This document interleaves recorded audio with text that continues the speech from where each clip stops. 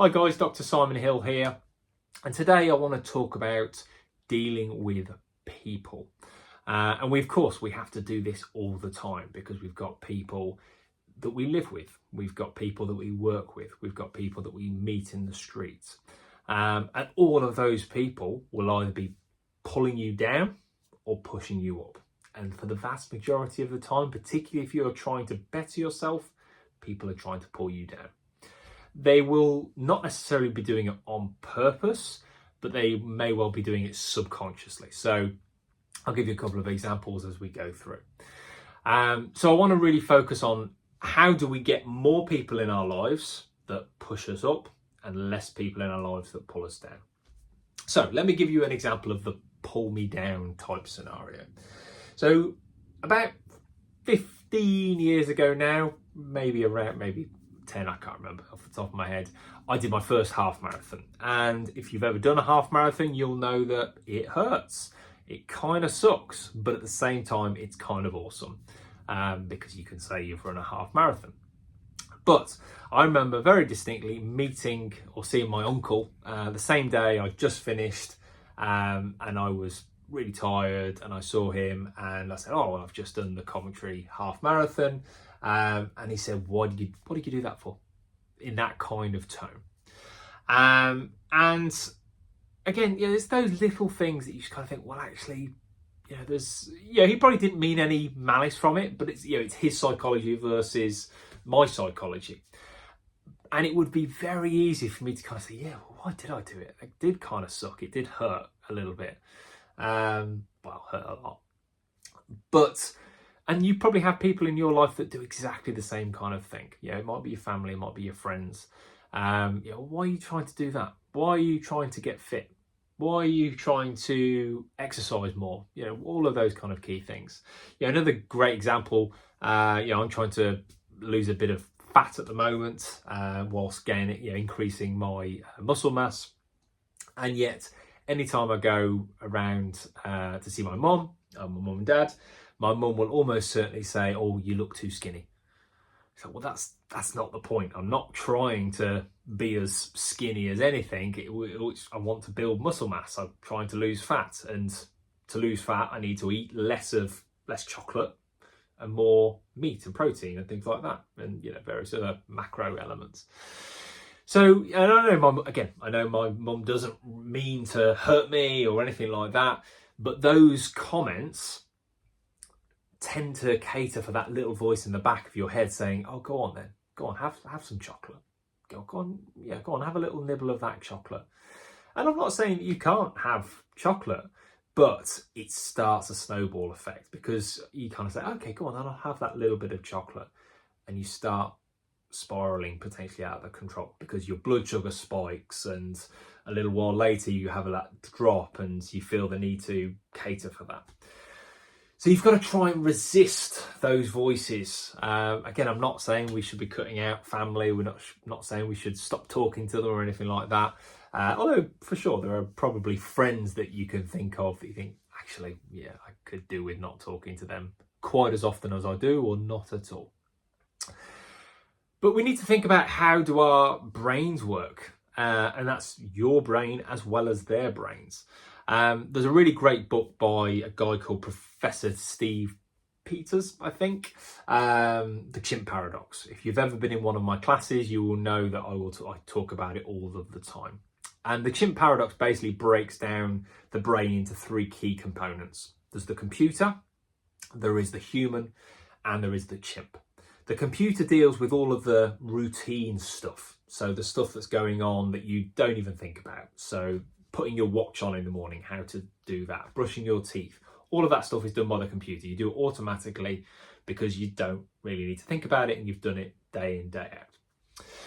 The human part of the brain, the human part of your brain is a logical part of your brain. So kind of saying, okay, you look at a piece of broccoli and you know that, okay, if I eat more of this and less of the chocolate, I am going to, reduce my weight, theoretically. I mean, there's more to it than that, but obviously if you have a calorie deficit, that is the general premise of what will happen. And that's the logical part of the brain. The problem is there is also the chimp. And the chimp part of our brain is kind of harks back to our evolutionary descendants of fight or flight, kind of the security blanket. If there is food there, I must eat it because I don't know when the next meal is going to be there. If there is, something potentially dangerous, I need to run away from it, or I need to get angry and I need to fight it.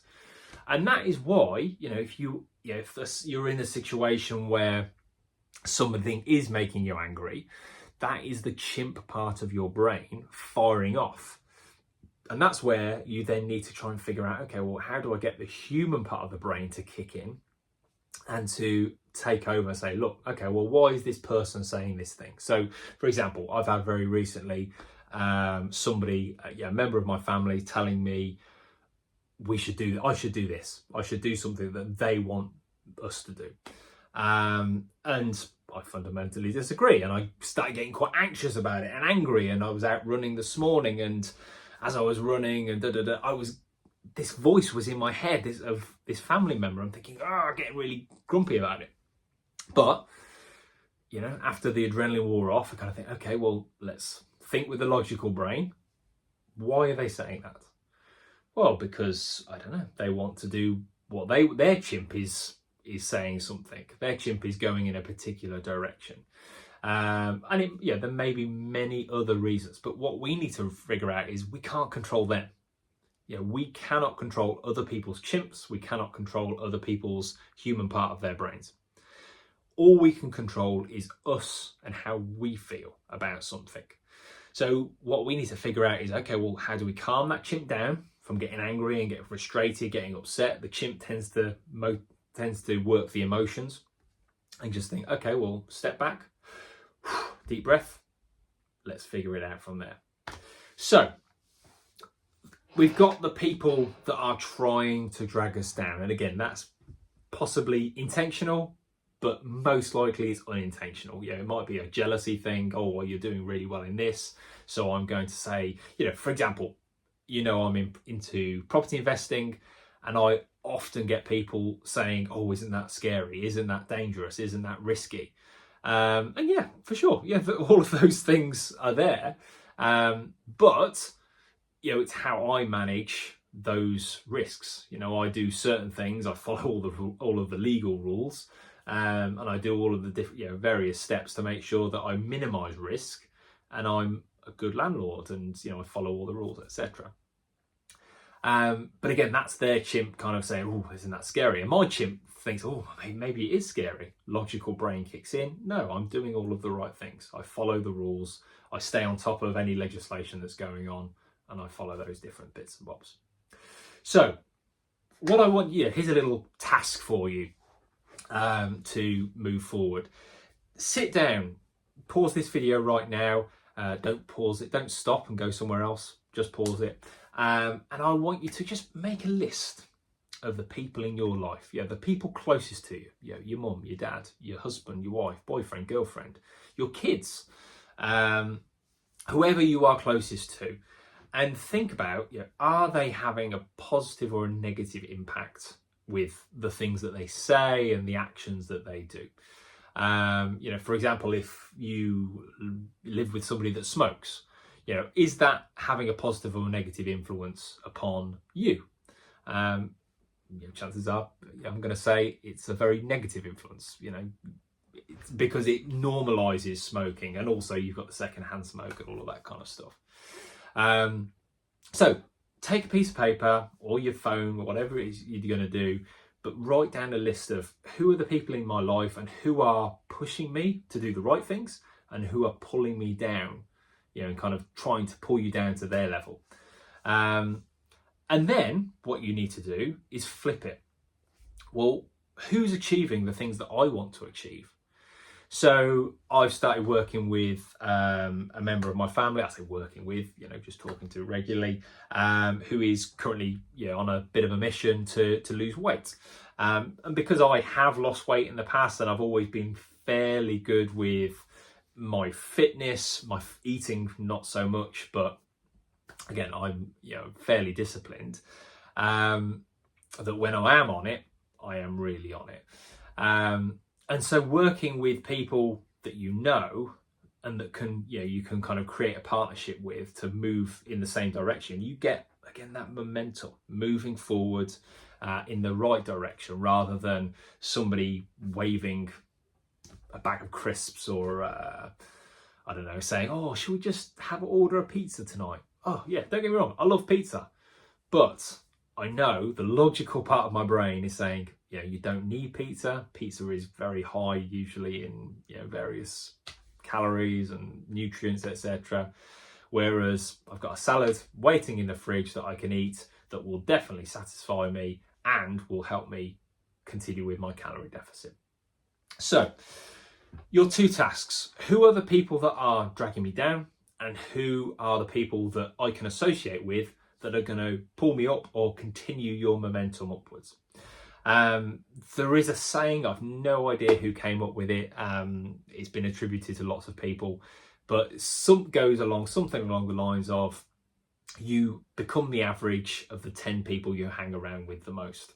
So if you hang around with really successful people, so if you are friends with people that are property investors, that are financially successful, financially secure, all of those things, then you are more likely, statistically speaking, to become like them. Even if you are working at Tesco, working in the supermarkets, and kind of, because that's what I've done over the last 15, 20 years. I used to work at Tesco, and now I'm a multi-million pound property investor. It works. It's slow. It doesn't happen overnight. It's not like the lottery where, oh, come on, just play that £2 and you'll win the lottery and all of a sudden you're a millionaire. Of course, yes, somebody wins it, but chances of you winning it are very low. Better to invest that time and invest that money into your personal growth, and your personal. If you want to get into investing, then get into investing that way. But just figure it out. Think about, who is it that's pulling me in the right direction? Who is it that's dragging me down? And get more people that are going to pull you in the right direction. So networking, Slimming World, I know people that have done Slimming World to lose weight, and it works. Partly because it's a great network. I know people that go to Slimming World, get weighed, and then leave. I know people that go to Slimming World, get weighed, and stay for the social element of it. And statistically speaking, from everybody that I've known that have done both, it's always the people that stay that do better, or that keep the weight off for longer. As soon as you kind of get to that target weight and you think, oh, okay, well, I don't need this anymore, you walk away, you watch that weight start coming back again. Because habits are still there, that chimp is still there in the back of your head saying, oh, chocolate, oh, I've done this, I've lost all this weight, now I can afford to have, and yeah, you can do moderation, but you still need to be disciplined day in, day out. So who can you bring into your lives? Again, if it's financial security you're looking for, look for people that are financially secure. Look for your friends that are financially secure. And admittedly, you don't necessarily have many, but again, things like watching these YouTube videos. Yes, I might be speaking to you from a long distance. I don't know where you are in the world, but by you watching this video, you're planting those little seeds of success, because you can do it. If I can do it, if I can work at Tesco, pushing trolleys around the car park, the parking lot, whatever you want to call it, scanning items in a checkout, if I can work there for 5 years and now have a PhD and have, again, a multi-million pounds property portfolio, then definitely anybody can do it, because I'm nothing special. I'm dyslexic, I didn't do very well in my GCSEs, and yet now I have a PhD because I focused, had discipline, and associated with better, stronger people. I didn't let other people say, no, you can't do it. I mean, they can say it all they want, but I just didn't listen to it. I focused on the people that were trying to push me forward. Anyway, a little bit of a rambler. List the people that are pulling you down, and list the people that are pulling you up, and then think about, how do I get more of the people that are going to pull me up, and potentially start crossing some people off that list of maybe I shouldn't hang around with those people because they're not helping me, they're not supporting me in my goals and my journey. That's it from me. If you like this, please like, comments, you know, the usual stuff. If you want to have videos, request videos, please do either direct message me or message me in the comments even. And of course, share this with somebody that maybe might be helped and might kind of poke them in the right direction. Dr. Simon Hill, have a great day.